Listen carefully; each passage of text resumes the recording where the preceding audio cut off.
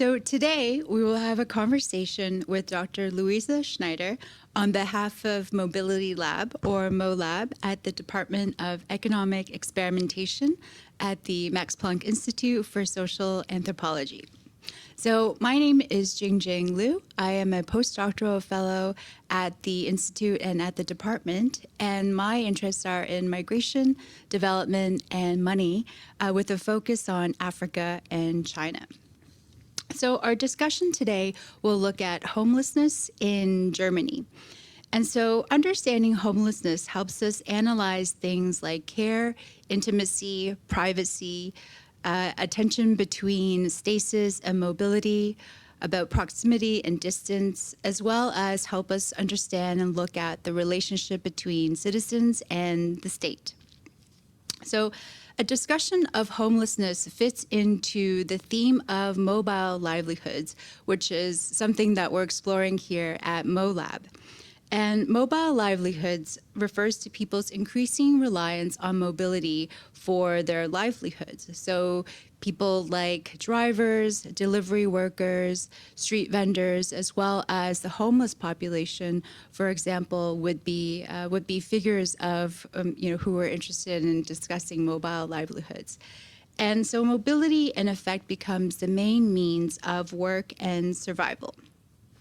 So before we start, I want to introduce to you Dr. Luisa Schneider, who is an assistant professor at the Faculty of Social Science, Social and Cultural Anthropology, as well as assistant professor of Mobilities, Beliefs, and Belonging, Confronting Global Inequalities and Insecurities at Vrije University, Amsterdam. So Dr. Schneider has been conducting ethnographic research in Sierra Leone since 2011 and ethnographic research in Germany since 2018. So she is a visiting fellow in the Department of Law and Anthropology here at the Max Planck Institute since 2019. So welcome, Dr. Schneider. It's lovely to have you here, and I'm looking forward to our conversation today. Yeah, thank you. Thanks for having me.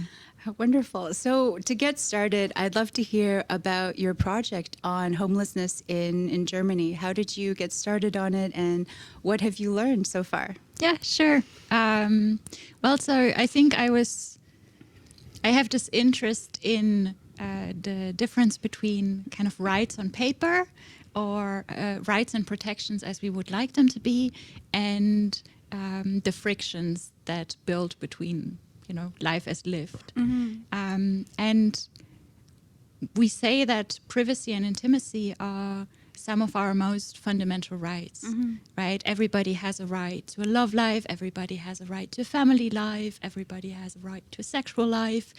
And conversely, we also have a right to be protected if these rights are infringed upon. However, at the same time, we have based these rights and protections around a kind of living circumstance that is dependent on housing, right? And you can see that very easily when you look into sort of domestic violence laws or child custody laws, or also the current corona pandemic, for instance. So for me, the question really was, well, how can people who don't have housing, who don't live in securely housed situations, actually realize the rights to privacy and intimacy? What happens if they can't?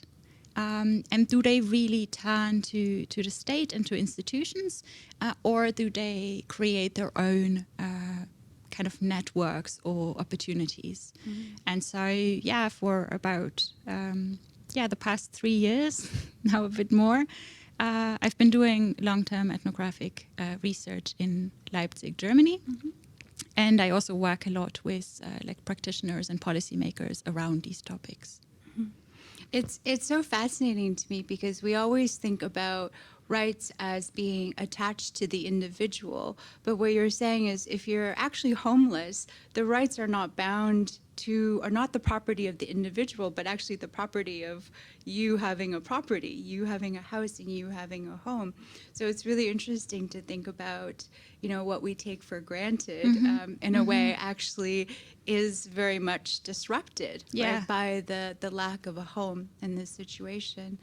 And so, in terms of can you give us a sense of the people that you're working with, some demographics? You know, what are they like? Where are they coming from, and kind of how did they end up in this situation? Yeah, okay.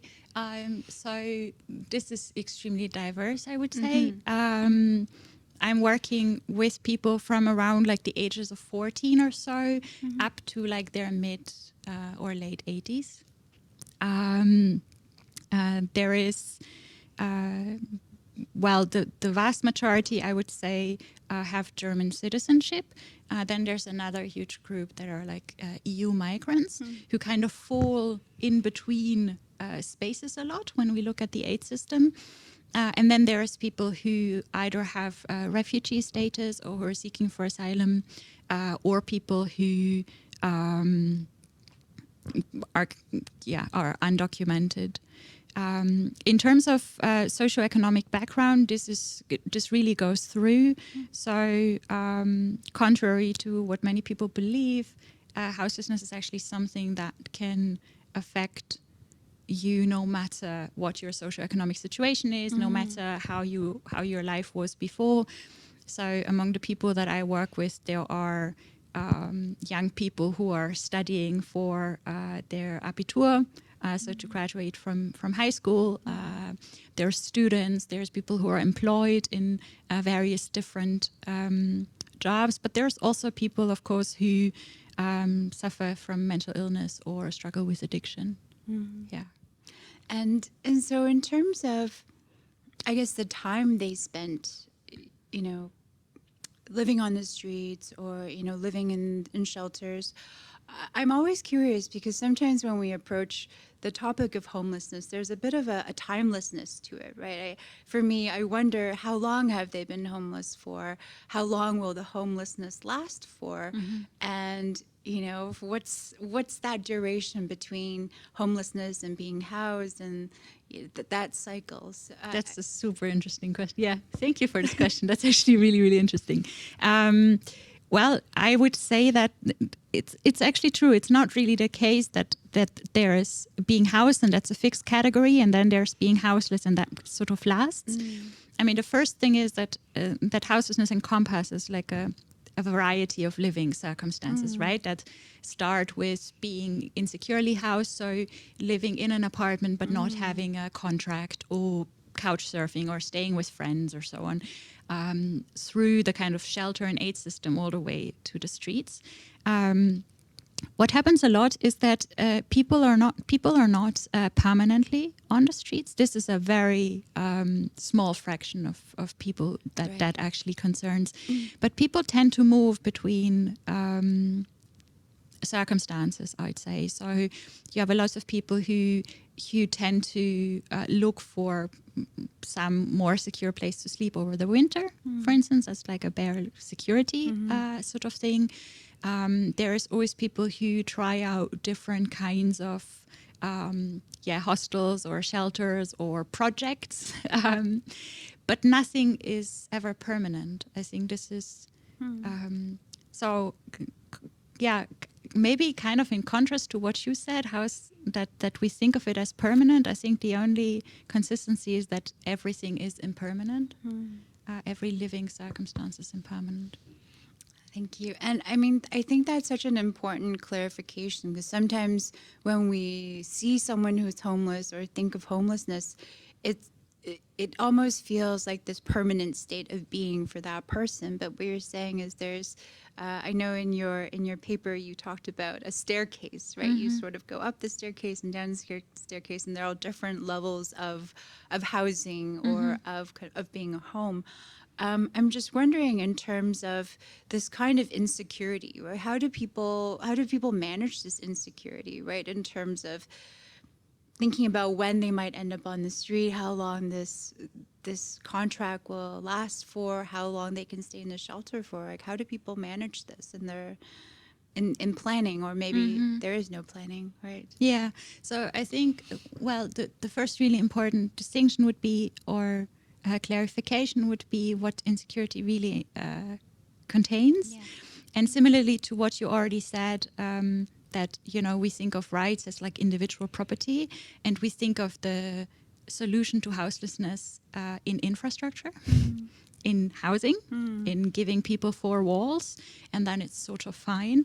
But the insecurities of people are around much bigger topics, right? They're about like their role and place in society. They're about the meaning that they, or the value that they give to society, or that society sort of portrays them of having. They're about their families, their love lives, their kind of situations. And housing is always, it's one factor that you absolutely need in order to build security in other areas of your life, right? Because our laws are just so tied up with it, our capital is so tied up with it, and also the ways in which you understand safety and security is so tied up with it. So I would say that for many people, housing is just like a means towards a bigger end.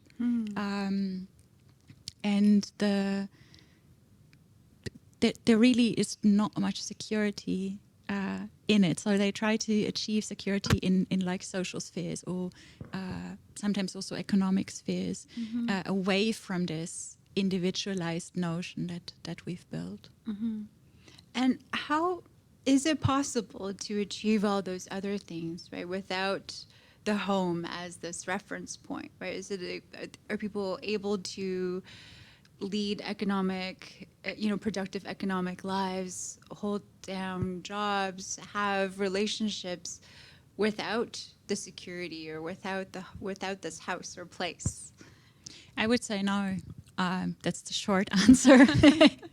No, it's absolutely not possible. And this is also what elevates housing to such a status, right? The only way in which it is temporarily possible to a limited extent is by going like extraordinary lengths to secure kind of like semi-housed spaces, or to so I can give you like the example of work, for instance, right? I mean, work requires a certain kind of temporality. It requires you to be there every day. It requires you to be dressed a certain way. It requires, right? Now, a houseless person can realize all of these things without having a house, but it requires a lot of time, right? To go somewhere, to wash your clothes, to dry them somewhere, you have to then account for the weather, right? If it rains, this is ruined. If it snows, this is ruined. So there's all these extra factors that are very much out of your control that can impact whether or not you're going to come freshly dressed, and whether or not you're going to manage to wash your clothes before you run out of. And the same goes for hygiene, which are kind of like a condition of many jobs, that you come with like a clean hygiene bill, and houseless people don't get that. So if they're actually sent to have it checked, they're already refused. Plus, you need to then organize, where does your check go to? Where does your mail go to? How do you have a bank account without an address? How do you have a mailing address without an address? So yeah, it is extraordinarily difficult, I would say. Yeah, no, I mean, the starting point is always the address, right? In every form you have to fill out. That's the number one request.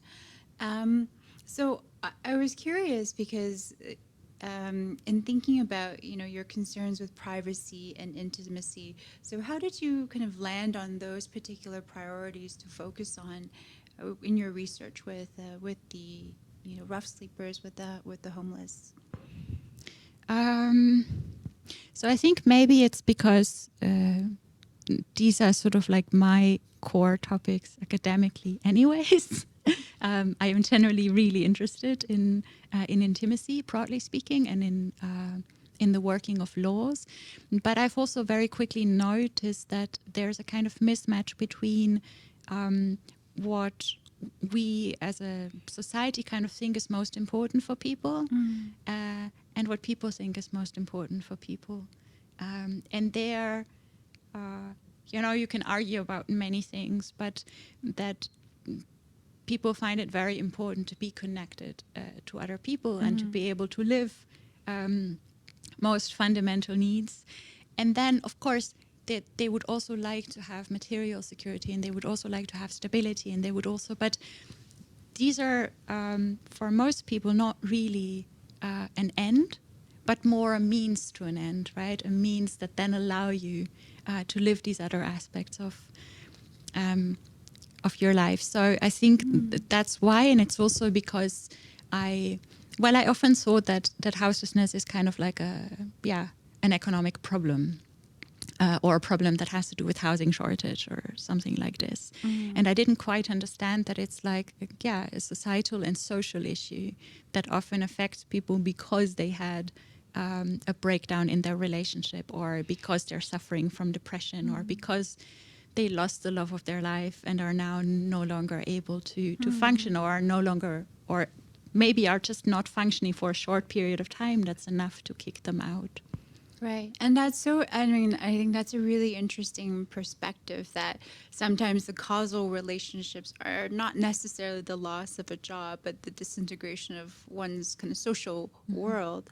And I say this because reflecting on the experience or the issue of homelessness in Toronto, at least where I'm from, it's always around this very economic factor of affordability, right? Yeah. That the city has become so unaffordable that that's the causal reason for why people are on the street, or why people lack housing. Is that still a factor? I think the social aspect is really interesting, and I think that probably warrants some investigation in Toronto. But I do wonder, is affordability an issue, at least in the German context, or what's the kind of economic issue here? It certainly is, and so is distribution. So one thing is that we are lacking a lot of affordable housing. So they say, well, they changed the numbers quite a bit, but they say that currently we're lacking like 1.5 million apartments, I think, that are affordable. And then there is also a problem with location, right? So if you are willing to move, I don't know, to a remote village or something, then it might be easier for you. So if you are completely mobile, in a sense that you are not stuck to a specific location, then it's easier. And this is one issue, and the other issue is access to housing. So we make access to housing dependent on having like a very clean bill, and it is basically landlord's decision, personal decision, whom they rent to. And we have a big problem interfering into that, because we say, well, this is personal choice. And if you have a property that you would like to rent out, then you should decide who you want to rent it out to. And that, of course, structurally marginalizes certain people a lot more than it does others. So I think it's a combination. Just by solving social issues, you're not going to eradicate houselessness. But I think just by building apartments and offering them, you're also not going to do that either. Yeah, and I mean, you made me think about the issue of mobility, and sometimes, so again, kind of going back to the Toronto case, it became quite evident during the pandemic that all of the essential workers, who worked in the coffee shops or grocery stores or those kinds of services, I mean, these are minimum wage jobs, and most people lived like 2 hours away, and they depended on their kind of mobility and public transport to be able to come into the city to perform this service work, and then they kind of go back, right? So in terms of housing, even providing the housing and providing the public infrastructure, it still doesn't necessarily remove the kind of inbuilt inequalities into the city and into the social structure, into the fabric of the social structure. Yeah. Right? No, absolutely not. And I think it's also, so in Leipzig now, a single ticket costs €3, right? So if you want to go somewhere and go back, that is €6.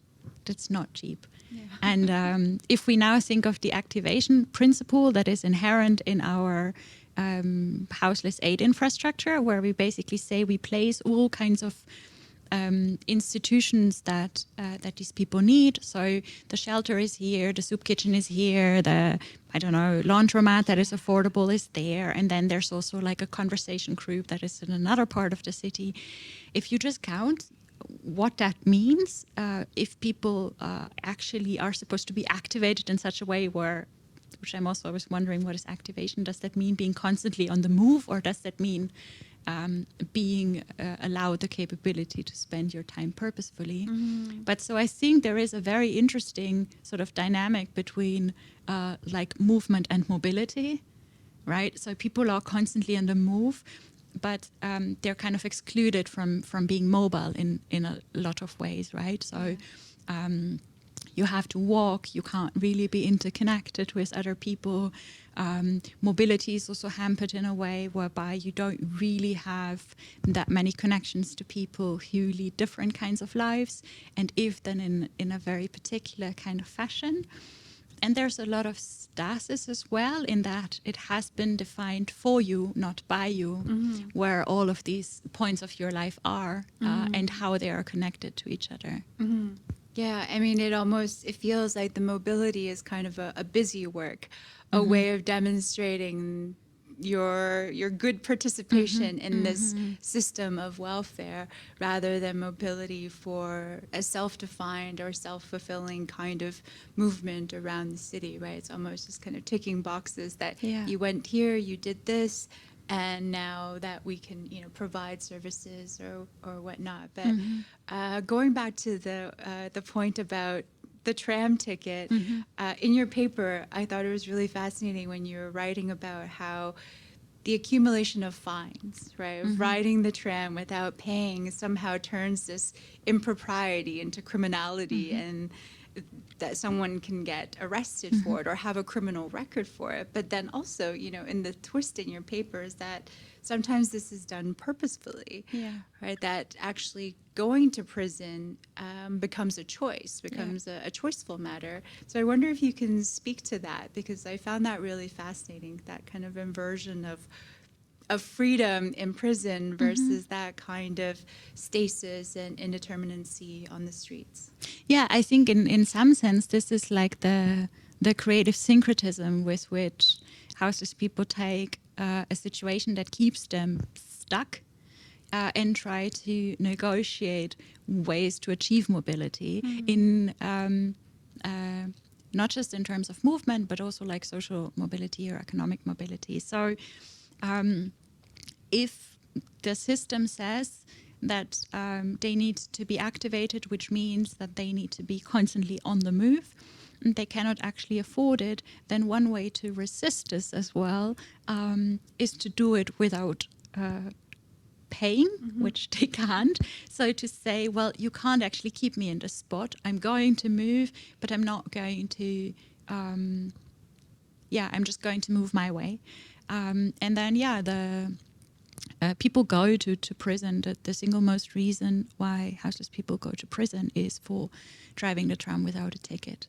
Now, that can, of course, feel incredibly disempowering and even more violating, right?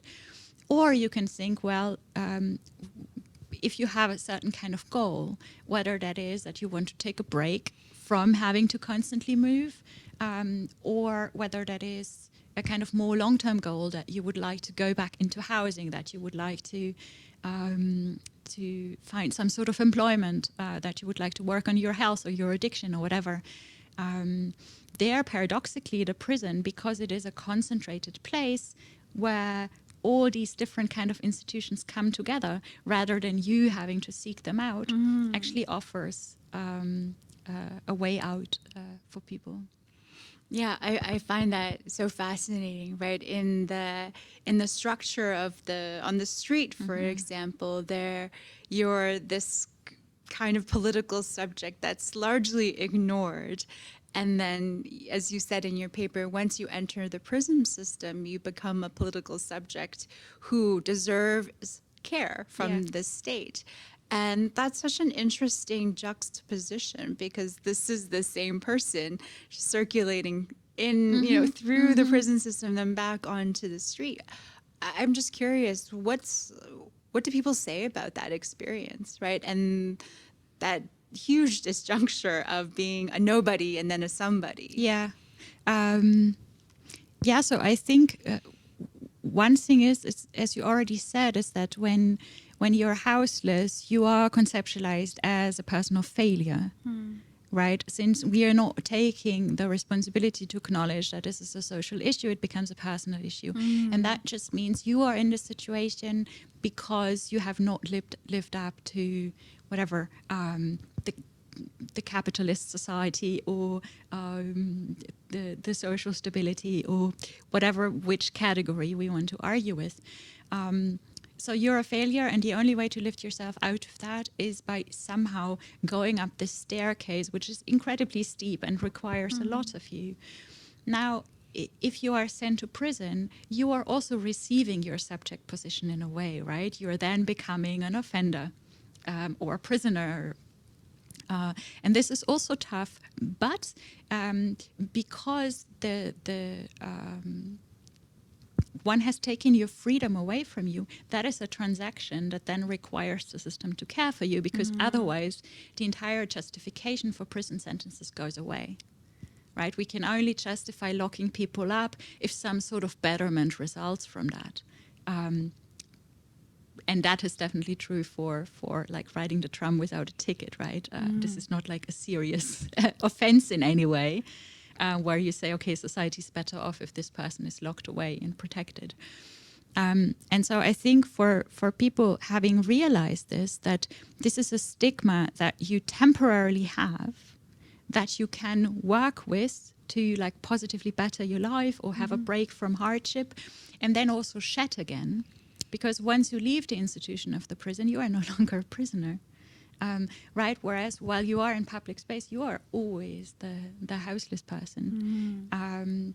So I think it's this temporal aspect, and it's the social stigma that is actually paradoxically less, that allows people to mobilize this for their own sort of needs or agendas. And it also feels like this identity is so clearly defined in prison too, right? You fit into a very structured hierarchy. You have a very specific role that's predefined for you. So you don't need to define yourself almost. So when you likened it to a vacation, there's also this sense as I was reading that it felt like you didn't have to try so hard at defining yourself, and for that, for the moment that you're in prison, that you can kind of just be defined, and that was okay in the moment.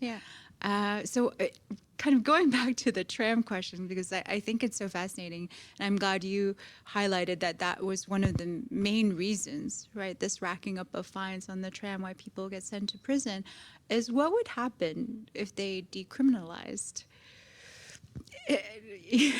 riding the tram without a ticket, or just thinking as an example, in California, they have decriminalized shoplifting under $950 or dollars, American dollars. So those people will never, go to prison or see prison. What happens in this context? Well, I think two things.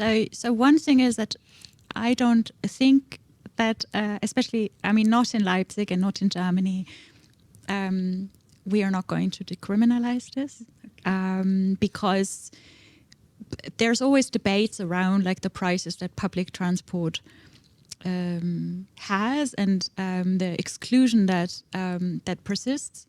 And here, the debates always sort of circle around fairness, and that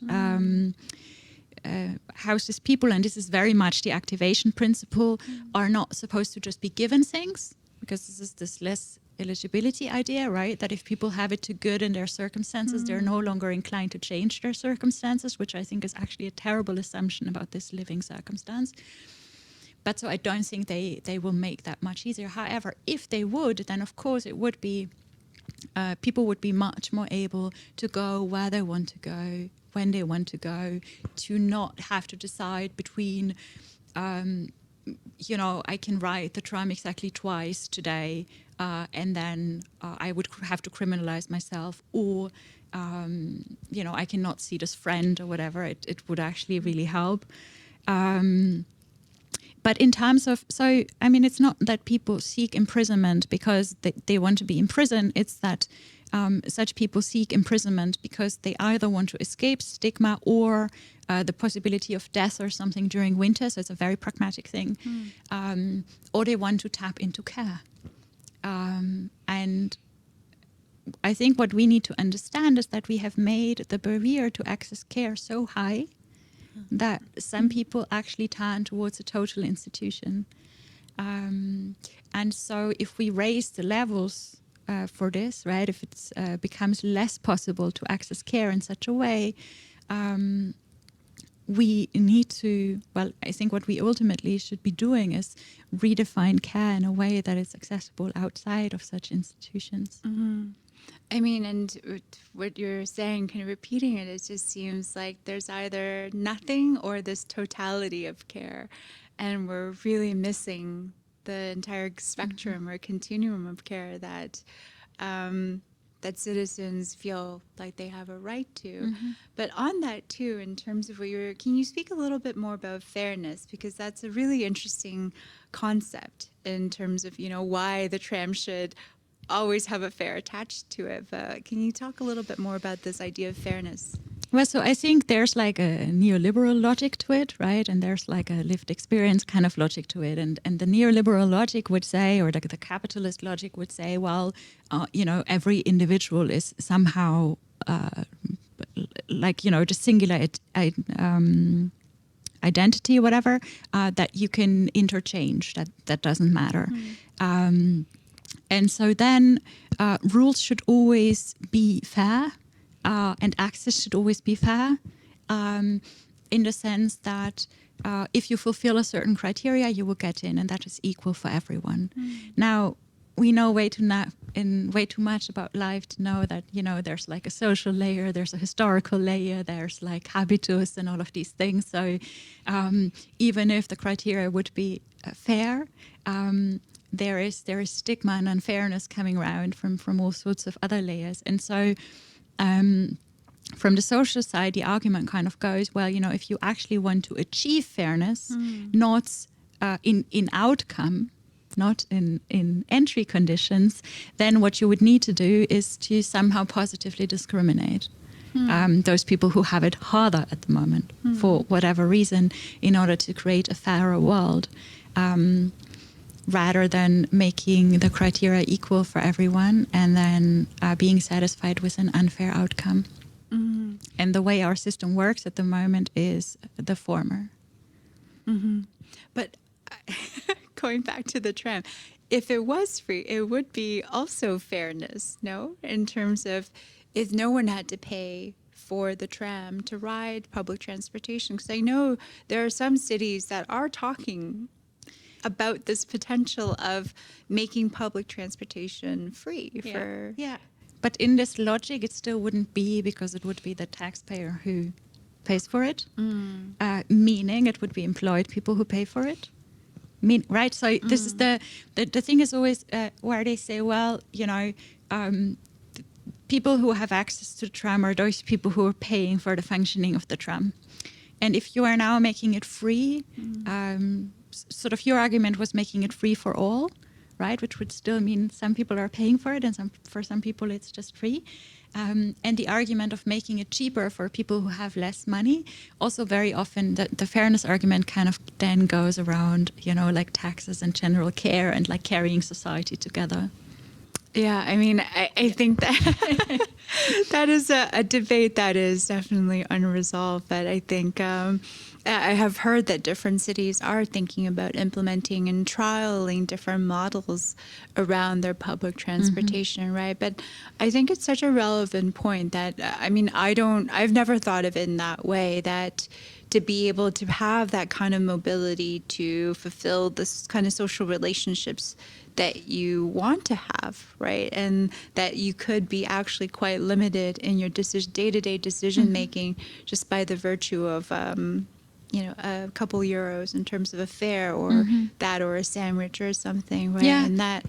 And also I think, well, if we speak about fairness and we think it more broadly, then of course, like public transport doesn't I mean, it's not restricted to access to transport, right? But it's also okay.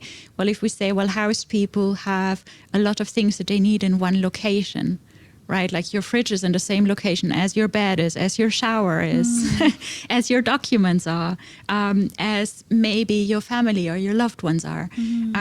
Whereas for people who don't have housing, that is like spread everywhere. So we could also say, well, it would be fair for people who have it all concentrated to actually pay, and for people who need to take 10 journeys instead of one, to actually have to pay less for it, because then again you would have equal outcomes. So Yeah, and so we'll switch topics because I feel like I've been quite interested on this tram matter.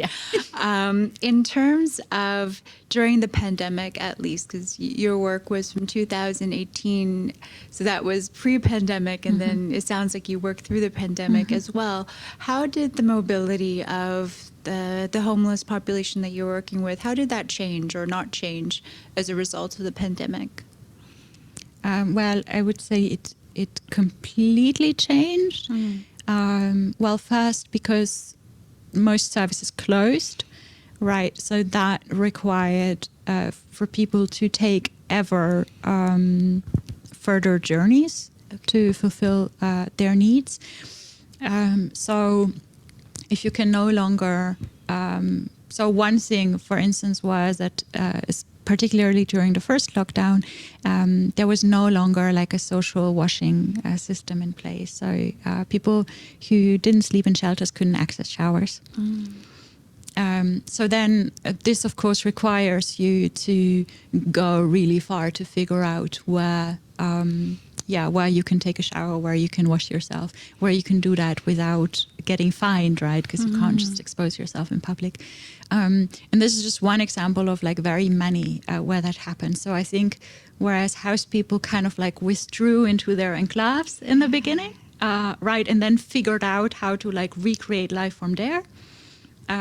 Where a lot of our connection then kind of went through the screen, right, or through phones or through things like that. We could just, sort of connect with grandma on Zoom or something. For people who are outside, still being connected meant actually physically meeting, whereas the entire infrastructure shifted. And so, I mean, you know, for myself with a home, I know what lockdown, that word means, right? What staying inside. What did that mean for people who were staying on the street? Were they immobile? Were they more concentrated in specific spaces, or did they stay longer in specific spaces? Because I know you mentioned that they had to travel further for certain services, but what did that word potentially mean for people? So I think for most people, it meant that their social networks broke down. Okay. So what you see a lot with people who live on the streets is that they build kind of communities of care, right? Whereby they sleep together in larger groups and they sort of divide all the things needed for their everyday lives, right? So some people are responsible for getting water, other people are responsible for getting food, other people are older and can't really walk that far anymore, so other people take that job and so on. But lockdown not only meant lockdown, but it also meant contact restrictions, right? And in the beginning we had a very narrow conception of what a family is. And that was, again, centered around housing, and it was centered around legal status.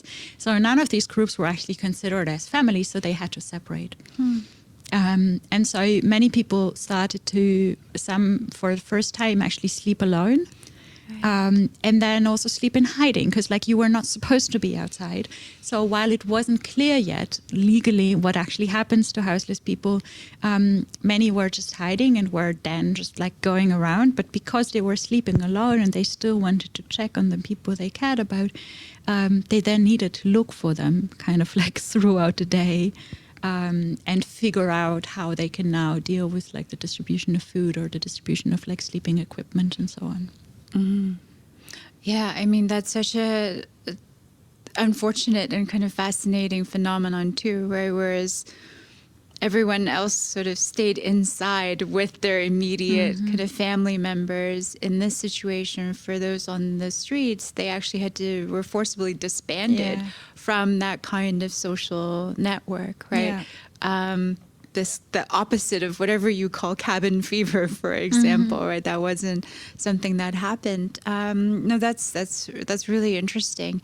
And in terms of, so during this period when, you know, people were in hiding, people sort of were alone, what were some of the adaptations, or what were some resources that people drew on? Well, I would say at first there really was a breakdown of quite a lot of things. So this kind of breakdown of community also caused incredible loneliness. Then, of course, there were similar fears than everyone else was having, right? I mean, people were also afraid that they're going to get sick. And they were also afraid of what would actually happen with society. Both, I think, in the sense what happens with the pandemic, but also in the sense of what happens with priorities.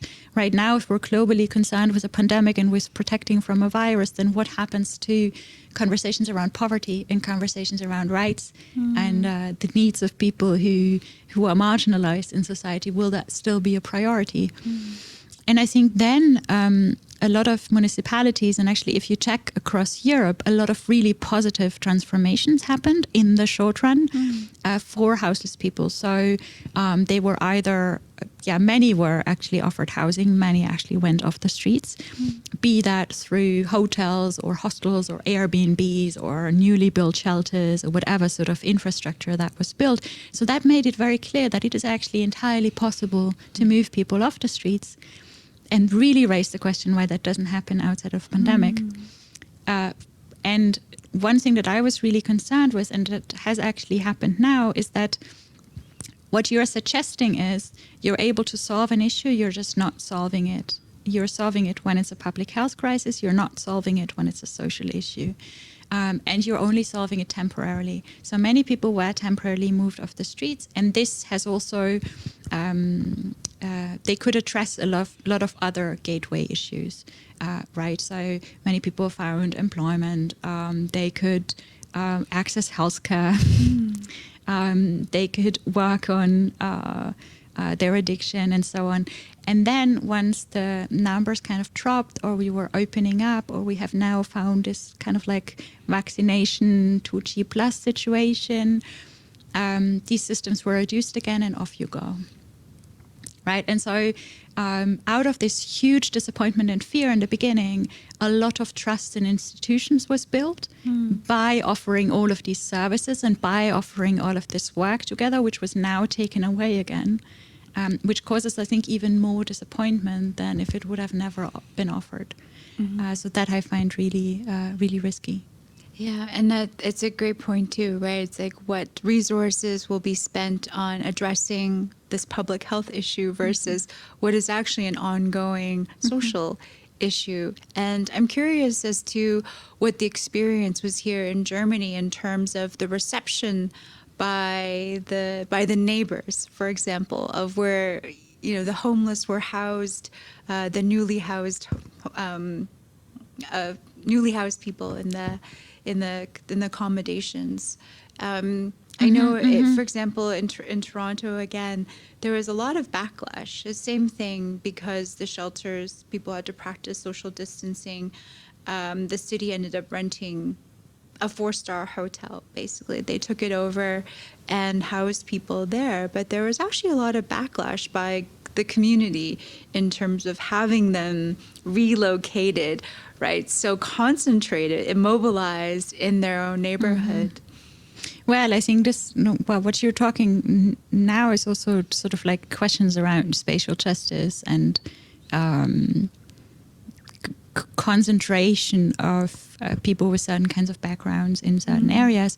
So, I mean, not only in the pandemic, but like very generally, there's always a huge resistance when, even with social housing, right? When like a new block is claimed as social housing, and then, but we also know that from successful strategies of creating spatial justice in cities and of ending houselessness or dramatically decreasing it, you need to offer scattered housing, right? You cannot put people into like one part of the city or all into one building, because that is going to cause resistance. But when, say, in every street or in every apartment block, there is somebody on social housing, or somebody who's formerly houseless, or somebody who's formerly addicted, or whatever, then this actually isn't that visible, and it's actually not enough to mobilize antagonism. What is also interesting is who actually complains about such things. And we have noticed that very often it is people who are themselves in precarious situations who complain or have a problem with people who are even poorer moving into their neighborhood. So there was this really interesting study done by someone who said that it's usually people who on mortgages, for instance, that fear when a house or shelter is built in their street, it's going to decrease the value of their house. Whereas people who are already really wealthy, they might have less of a problem with it because it's not like a trickle.